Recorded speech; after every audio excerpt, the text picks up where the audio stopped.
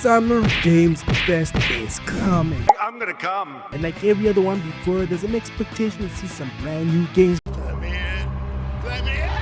being announced, or maybe some updates, or maybe a little bit of extended gameplay for already coming games that have already been revealed. And today we're looking at whether they appear or they don't, 3 games from a specific news that I cover on this channel, and why you should be hyped to see more of that you would like if you can answer 3 of the following questions with a heck of a yes. Number 1, do you love the idea of fighting grotesque creatures that look like nightmare fuel that you wouldn't spit on in real life but you would slay the hell out of mid-game? Yes.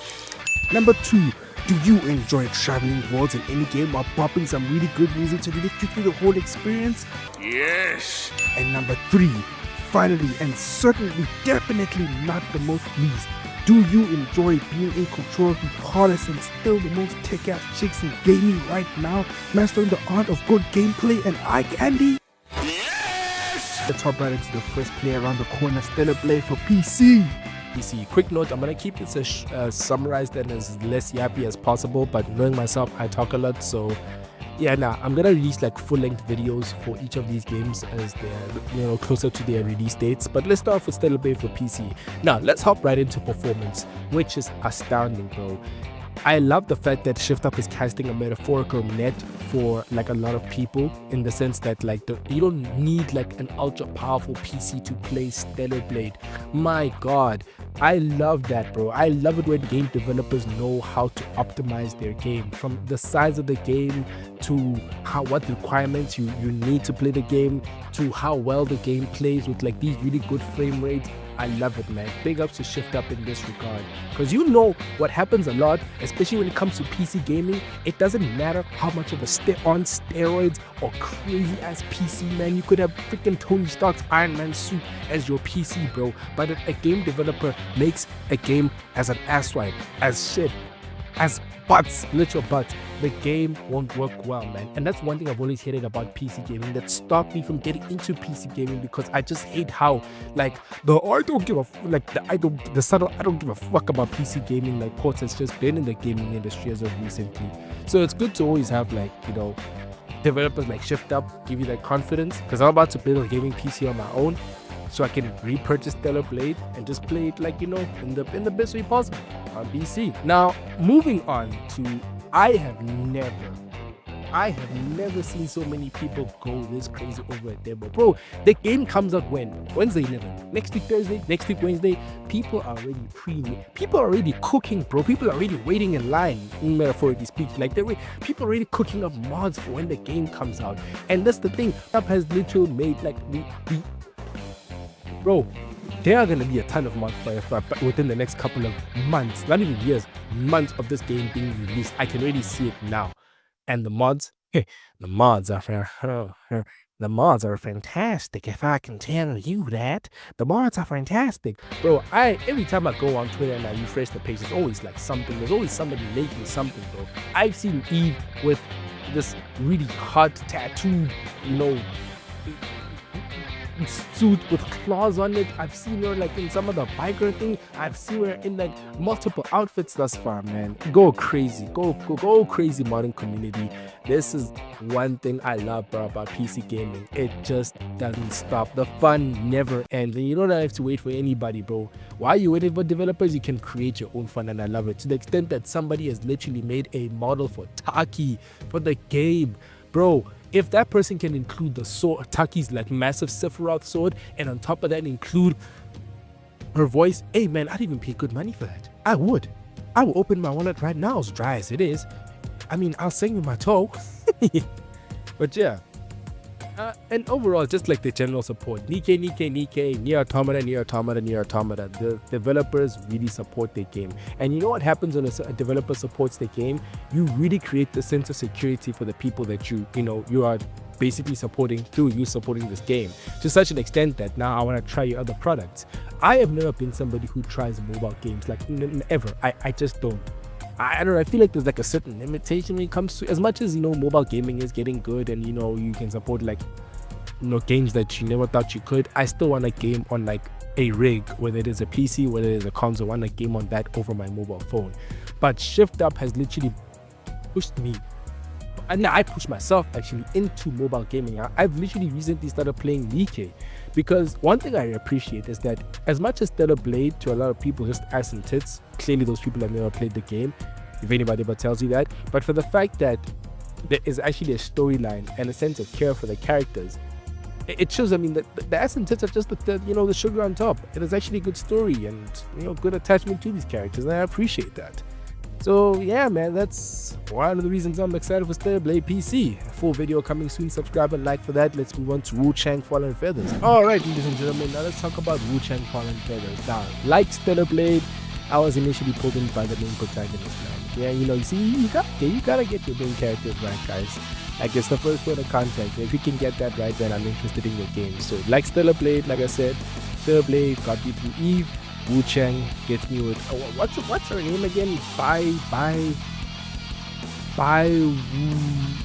Wu-Chang, basically, which is like basically this pirate that's afflicted with this, I don't know, something feathers disease, which, I don't know, transforms people into monsters.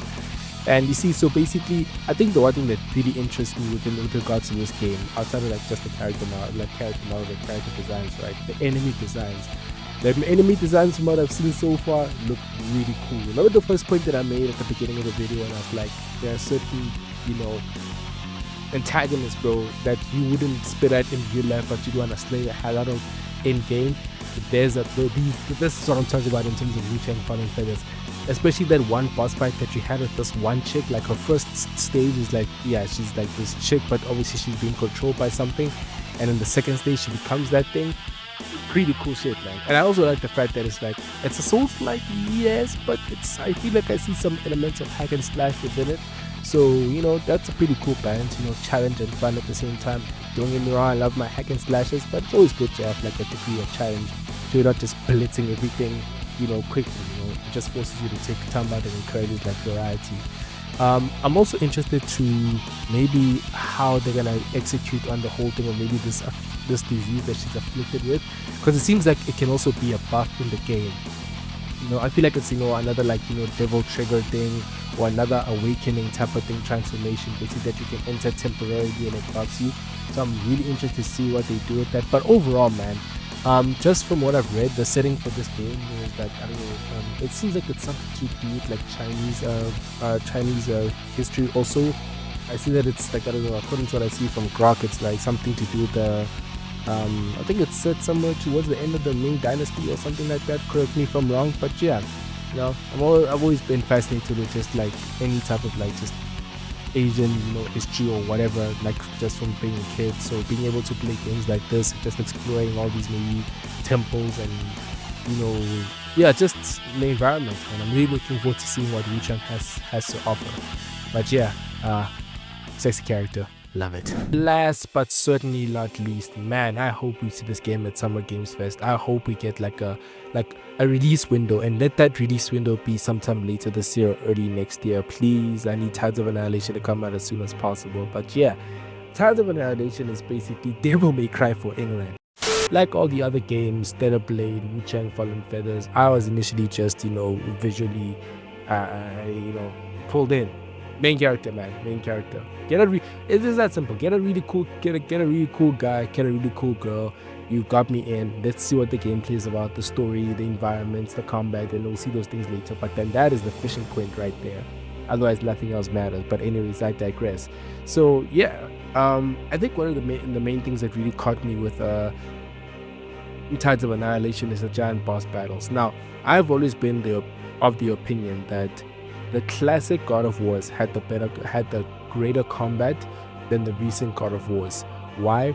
I think there was just more of a visual spectacle when it came to like some of the battles. Not even some, a lot of the battles, if not every battle that you had within the Greek saga of the God of Wars. I really enjoyed just like how, especially like the Atlas fight. I think I saw something similar within the trailer for Tides of Annihilation, where you were climbing this building. I think that thing that you're climbing was made up of that building, and I think that's not the only giant boss battle that you're going to be going through. There's quite like a number of them from what I'm seeing.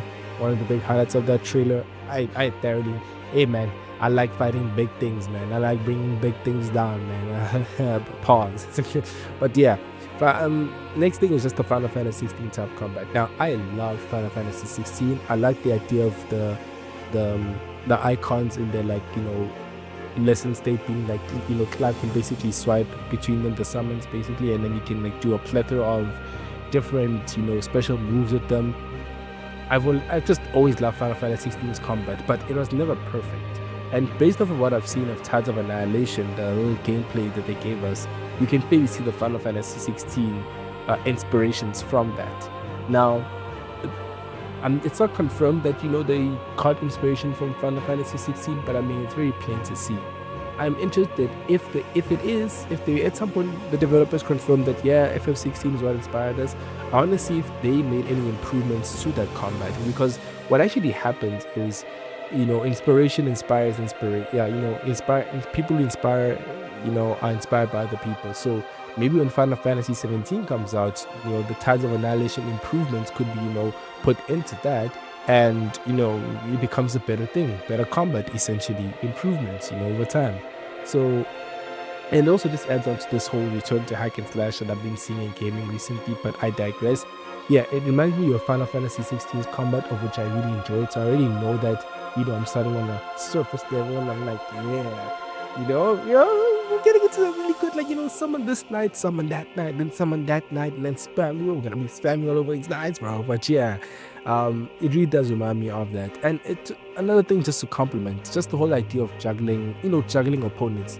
You know, as much as I said that I enjoy a game that's like, you know, Devil May Cry-esque, you know, with that whole hack and slash thing, at the same time some challenge, I also enjoy a game that just enables you to, you know, have fun, man. Like, you're like a Devil May Cry, you know, where you are a literal god at the beginning of the game, even though you're at your most basic form. I really enjoyed that. So those are the 3 games that I'm looking forward to, and like I said, I'll release full videos on the game as more information comes out. I will be playing these games on the channel, so if you want to see more just tomfoolery and just hear me talking more out of my talking shit, be talking that shit, please like and subscribe, ladies and gentlemen, and I'll see you in the next one. Skywalker out.